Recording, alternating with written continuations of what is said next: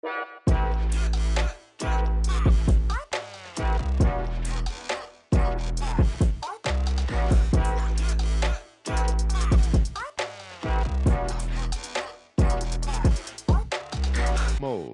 Hello on this fine Tuesday, beautiful people. Welcome to episode 12 of the Clutch Down podcast, the draft review of rounds 4 to 6. I originally planned to do 4 to 7 here, but with the amount of players and picks, I thought it made more sense to split this into 2 episodes.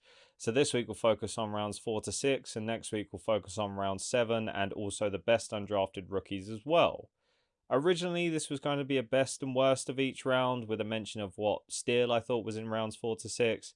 But past round 3, you're generally looking for upside, and a lot of players drop for similar reasons, such as age, injuries, and being undersized. So instead of repeating myself over and over, I'm going to focus on the best from each round instead. Let's get into it. So kicking things off with my favourite picks of round 4. At pick 107, we had the Texans take Dameon Pierce, the running back out of Florida. He was very efficient on his limited number of carries that he had at Florida. Good rusher, good blocker, great in the receiving game, so everything you want, a complete back. He's super strong. He could actually be a number 1 back on the Texans, and he can fight to get there on the depth chart. He's got Marlon Mack and Rex Burkhead in front of him on the depth chart, so he could easily become the starting running back for the Texans, especially as they seem to be focusing on using their picks to develop quite a young team. And he has everything you want from a back in this day and age of football, so I can see him pushing his way through that depth chart. At 115, we had the Broncos take Damari Mathis, the cornerback out of Pittsburgh. He plays angry, he has incredible speed, he's an elite athlete. All of that's going to help him carry plays upfield against the faster receivers in the NFL. I love his awareness and how hard he hits, so he has no issues playing downfield if you put him in the run game. He just needs to be taught not to rely completely on his athleticism, as sometimes he can get beat by receivers cutting back inside where he overruns them and thinks that because of his immense speed that he can recover from that. So a little bit of coaching is going to improve that a long way. At 116, you had the Broncos take Uyama Uzuriki, defensive lineman out of Iowa State. Great power. You can line him up anywhere on the line of scrimmage and he'll succeed. He's got great pass rush moves. High motor, so he's going to give his all for you on every snap and disrupt the quarterback. I think the only reason he went this late is because he's an older prospect. He's just turned 24. Well, the thing is, the Broncos are in win now mode, especially with the other players that have been signed in their division, especially with getting Russell Wilson. So you're looking for players with immediate impact, and Uyama is going to have an immediate impact, so I don't think the age thing is as much of an issue. Love his burst off the line, love the player. At pick 123, you had the Chargers take Isaiah Spiller, the running back out of Texas A&M. He has the size of a feature back, which I think has been missing in LA. You've got Austin Eckler, but Austin Eckler is one of the smaller running backs, whereas now you get a power back to come in and spell him. He can play as a receiver. I think he dropped because of his pre-draft process, which wasn't exactly great, and also because he doesn't have that top breakaway speed of a running back. But he possesses everything else you could want from a lead back, and the thing is he's not going to be asked to be a lead back because of Austin Eckler. Pound for pound, Austin Eckler can break down defenses, so if you use Austin Eckler in conjunction with Spiller, they both will just break defenses down over the game. And not just the running game, but then when you've got that running game breaking you down on defense, then all of a sudden you've got Keenan Allen and Mike Williams running routes against you. That Chargers offense is just looking scary and scarier by the weeks as they go by. At pick 128, you had the Ravens take Charlie Kolar, the tight end out of Iowa State. He's got great hands. He can catch everything. Honestly, if you want some entertainment, just go and watch his film. It's so much fun to watch. If he improves as a blocker, he's going to be a tremendous tight end too for the Ravens. They can use him in the passing game now. He can make some great receptions, but once he gets improved as a blocker, he can really be a good second tight end behind Mark Andrews. And the thing is, because of the Marquise Brown trade during the draft, there isn't exactly the most crowded receiving room at Baltimore at the moment. They love their run game, so if you look at the Ravens potentially going with more 2 tight end sets, and you've got Andrews one side, and then you've got Kolar the other side, that's something we could get used to seeing, and also is a really fun thought, and it's going to be a really fun offense to watch still. At pick 138, you had the Steelers take Calvin Austin III, the wide receiver out of Memphis. Change of direction and speed are just incredible. He doesn't have the size, which is why I think he went here, but he has tremendous upside for a Steelers receiving corps that's now looking great. And the thing is, if you look at Devonta Smith, he took last year, there were a lot of questions about his size and, will he go so high in the first round because he doesn't have the bulkiness? He doesn't weigh much. I think he was under 200 pounds when he was drafted. So, there were questions there, but you saw how good Devonta Smith was in his first year as a rookie. So it shows you don't have to be the bulkiest. In comparison to Tyquan Thornton, Calvin Austin's route running is a lot sharper and faster on tape, and I think that's the thing. If you've got someone like Devonta Smith who doesn't have the size, and then you've got someone like Calvin Austin who also doesn't have the size, because their route running is so good, it kind of makes up for that. And the thing is, whereas with Tyquan Thornton, who I wasn't a fan of with that pick, Austin won't just be a one route guy you can send deep. You actually can put him in the slot and have some value there as well. So the Steelers pick up a great pick there. Now, my steal for round 4 was at pick 109, and that was the Seahawks taking Kobe Bryant, the cornerback out of Cincinnati. Love his patience, competitive hands in the pass breakup. Played a lot of off coverage at Cincinnati because he was opposite Sauce Gardner. So Sauce Gardner was the one who was manned up, and obviously he went in the first round. But here the Seahawks get a leader on defense, incredibly experienced, and he only went this late for me because I think he isn't the most athletic player. The thing is, though, he'll still do everything you ask of him in coverage. And, with the Seahawks re-signing Quandre Diggs, he's got a solid corner to learn from. I'm loving all these moves that the Seahawks have made during the draft, getting a lot of these young players brought in. Now into round 5. Let's talk about my best players and best picks from round 5. So at pick 144, you had the Washington Commanders take Sam Howell, the quarterback out of UNC. He's young, he has great presence in the pocket, and he can hit on deep balls. He needs to fine-tune his game, and he won't be able to run like he did in college, but he can develop his passing game while sitting as Wentz's backup, and he has the potential and the fundamentals to be a starting quarterback in the NFL eventually, which is great that he won't be asked to start right away, so it's a really, really good pick for Washington, who've had their struggles at quarterback. And the thing is, there's always arguments for and against Wentz and how good of a player he is. I don't think he's top 10, but he's obviously had success in the NFL over the last 5-6 years.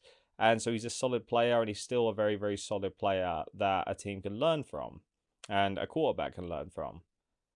At pick 148, you had the Bills take Khalil Shakir, the wide receiver out of Boise State. Great production in college, and it has immense yards after catch ability. Again, like I said with Charlie Collier, just watch his tape if you want some entertainment. He's so much fun to watch. In an offense where Josh Allen can make basically any throw on the field, in the short game, out to the flats, intermediate, if you want him to launch a deep ball 80 yards, he can. You've now added another element to that Bills offense with a player that you can get the ball to in the open field and then just let them use their skills to make plays. He can make difficult catches on the sideline as well, which makes the difference in the playoffs, i.e. the Julio Jones catch in the Super Bowl that should have won it for them. But if you've got a player making that kind of catch and you actually call the right things after that on offense and play good on defense, then, that's the difference making between winning those playoff games and not winning those playoff games. Then at pick 152, you had the Broncos took Delarian Turner-Yell, the safety out of Oklahoma. He's got a really smooth style of play, just kind of really rewarding to watch, and he plays with great traits. He's going to be a fun one to watch because when he commits to a tackle, he hits hard, and he can be that enforcer in the secondary. I think he only went here because of his smaller size, like I mentioned at the start of the podcast. But the thing is, when you play a big game, your size doesn't matter. It's a good saying for all these prospects at this part of it. It's not about the size of the dog and the fight. It's the size of the fight and the dog. These are all players that are going to be fighting for their spot on the roster, and they're going to be scratching and clawing to get every opportunity they can get. At pick 157, you had the Buccaneers take Zion McCollum, the cornerback out of Sam Houston State. Great physical traits, can develop him to go up against any big wide receiver or even mark a tight end in the slot. He's got tremendous upside to be a great corner. And to be honest, if he doesn't reach it, he's still going to be a great depth guy for Tampa. They've got good depth in corner, and they've also got quite young corners, which for me, I always think is very good because when you've got a lot of young, hungry dudes who are trying to prove themselves, then they're going to be playing hard against each other in practice. They're going to be playing hard on every snap that they get in the game because they never know if they're going to be benched for someone else, or they know that there's a guy literally 2 feet behind them at every single step they take, ready to take their position if they don't play at 100% and play as good as they should be playing. On to the next pick at 158, the Seahawks took Tyreek Smith, the edge out of Ohio State. Excellent size, led the Big Ten in quarterback hits over the last 2 seasons. And the thing is, I think you can develop the the pass rush that he has to be even better at the next level, and mainly more consistent to show up more on the box score. His quarterback hits show he can get home to the quarterback, so I think he's a great pick if you can improve that consistency and also improve his run defense. The Seahawks have got some great pass rushers on their roster, but they're in a position where I think they need that one guy to step up, be that Max Crosby, be that Chandler Jones, be that, Aaron Donald, be that player who can just dominate on the defensive line. And I think that's what it's going to be interesting to see what happens with that Seahawks defensive line and who's gonna take on that role. Could it be Smith? Then my final favorite pick for round 5 was at pick 168. The Bears taking Braxton Jones, the offensive tackle out of Southern Utah. 6'5", over 300 pounds, so he has the physical traits to be a Pro Bowl tackle. He has great feet, and this translates to great blocks on film. I'm sure Justin Fields was very happy when he saw this pick because that Bears O-line has needed help, and he definitely wants to be protected going forward. You draft a rookie quarterback high in the draft, you want to then get that protection. And I think teams are seeing when you draft a quarterback with like the Bengals did, there's definitely a one way or the other. You've got teams going, actually, we're going to set up our team with a great O-line, great receivers, great tight ends to put our quarterback in the best situation. Or you're seeing the opposite side of the coin where teams are just going, we're going to just draft a ton of great receivers and a ton of great weapons so that if the O-line's not that great, you can just pass it in seconds and that way. But I think the Bears are going to go with the situation of, look, let's give him some help at wide receiver and tight end and so on, but then let's get some protection in place for Justin Fields, and he's definitely going to enjoy that. My steal for round 5 was at pick 175. That's the Raiders taking Matthew Butler, the defensive lineman out of Tennessee. He can play anywhere on the line that you'll put him, and he's going to give 110% no matter what play he's on and no matter what snap he is. If that's late in the fourth quarter and you need a big guy to make a play, he's going to be there giving it, making sure he's the dude making that play. He's quick and twitchy, and that shows up on film. He won't be massively effective as a pass rusher, but the thing is, on a line with Chandler Jones and Max Crosby, they're going to be getting double teamed, or at least one of them's going to be getting double teamed. So as he develops his pass rush, he's still going to be able to disrupt the quarterback in the process. And when you look at the Raiders, they did well last year when they had a healthy rotation of pass rushers and run defenders and kind of had guys in situational places. Butler has the potential to be a staple of both elements of that. On to round 6. Some of my best picks of round 6. We've got at 195 the Chargers taking Jamari Sailor, the offensive lineman out of Georgia. The thing is, he held his own against Hayden Hutchinson when they played. Maybe I should just leave it at that. No matter what the combine says, the drill says, or what the physical traits are, it's film that shows you how a player is going to be in a real situation. So, for example, he's not the quickest, but this doesn't limit him too much in the run game, and he can still move well there. So you see the Chargers have added some big playmaking stars, and here they get a great move for depth with upside as well. At pick 203, you had the Bears take Trestan Ebner, the running back out of Baylor. Bears have done well at picking running backs the last few years. Here they get a quick back with underrated speed, very complete and could be useful in the receiving game as well. The Bears, as I said, have got some good depth at running back. So when you've not got Ebner on the field on offense, you're going to have no issues putting him on kick or punt returns. So yeah, they get tremendous value just with a guy that they can play wherever they want him to play and can put him in on third down or put him in on whatever down and give some dynamism, some lightning to the offense. At pick 211, you have the Rams, who took Quentin Lake, the safety out of UCLA. He's a fun and athletic safety who can play in the slot as well, has great instincts on defense. He had a hamstring injury at the combine, and so he couldn't perform at his pro day, which is, I think, why he likely fell to here. His dad was Carnell Lake, who was a former all-pro safety, and when you look at Quentin's tape, you can see that he's learned a lot from him. Here he's just gone, I'll learn from him, and then I'll create my own legacy, and now he goes to a Rams team who's definitely still in win now, and he can show off the things he learned from his dad and the things in his game when he gets to this next level. At 216, my penultimate favourite pick was the Colts taking Curtis Brooks, the defensive tackle out of Cincinnati. His film looks great. Again, one of these situations where he's an older prospect because he's 24 and he fell here because of that and only has 1 year of tape as a starter. But he's an elite athlete, he's an elite rusher, and he had no issue pressuring the quarterback in college. So, yeah, really, really good pick for the Colts here. At 221, my final favourite pick of the 6th round was the 49ers taking Tariq Castro Fields, the cornerback out of Penn State. So he's a man-to-man corner who has impressive physical traits. He just needs to build up more trust in himself and consistency in coverage. He's going to be a stellar backup who you can use in any way you want. You can slot him into various schemes, and so you'll get a lot of value out of him. Now, my steal of the 6th round was the Lions at pick 188, taking Malcolm Rodriguez, the linebacker out of Oklahoma State. So just a great linebacker. He was a former safety. He can do whatever you ask of him. He can block shed. He can blitz. He can play coverage. I love watching him and the way he tackles. Seems like every single tackle he's putting 100% into. I love the way he reads the game. He always seems to know where the ball is. He knows what's going and could be a potential leader for that Lions defense.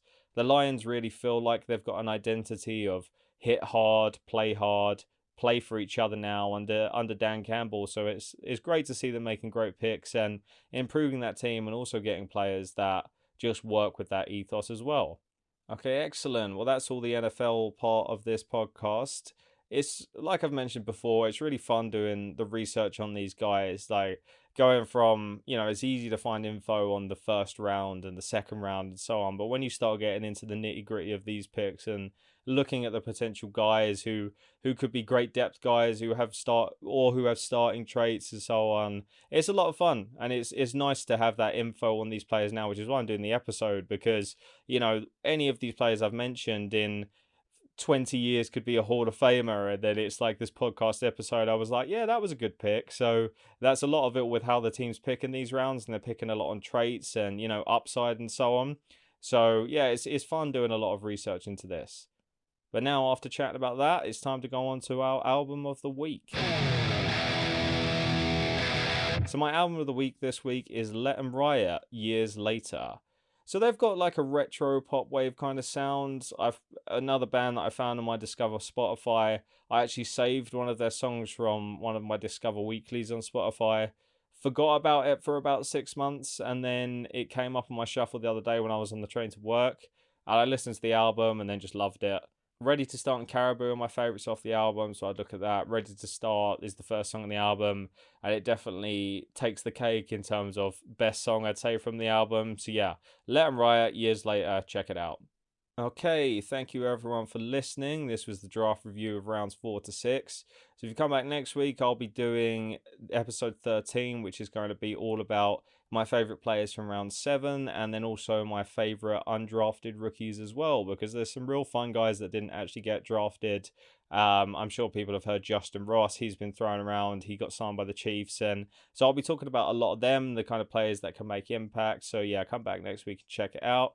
But in the meantime, as I said, thank you for listening. Check me out on Instagram at TikTok at Clutchdown Podcast. Check me out on Twitter at Clutchdown Pod, and then I'll see you guys next week.